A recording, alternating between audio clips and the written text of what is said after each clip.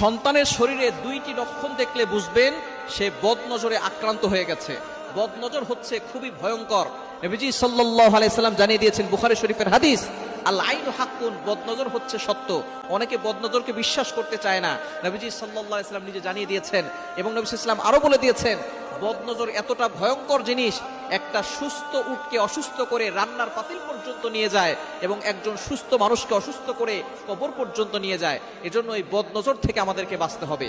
আপনার সন্তানের ভিতরে যদি দুইটি লক্ষণ দেখেন, মনে করবেন আপনার সন্তানের উপরে কেউ বদনজর দিয়েছে। অনেক সময় আমরা সন্তানকে খালি গায়ে রাখি, অনেক সময় মানুষকে দেখাতে নিয়ে যাই, সুন্দর সুন্দর পোশাক পরিয়ে ফেসবুকে ছবি দেই, ছবিতে কিন্তু বদনজর লাগতে পারে।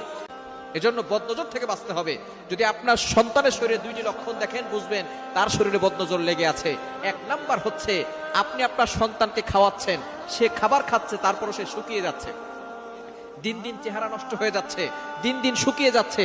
যদি এই লক্ষণ আপনার সন্তানের শরীরের ভিতরে থাকে, মনে করবেন কারো বদনজর আপনার সন্তানের উপরে লেগেছে। তখন কি করবেন আমি বলে দিচ্ছি।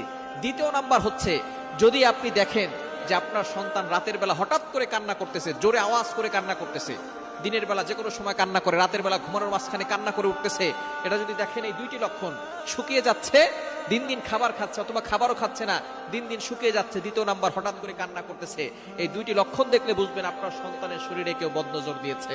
এই বদনজর থেকে বাঁচার জন্য কি করবেন?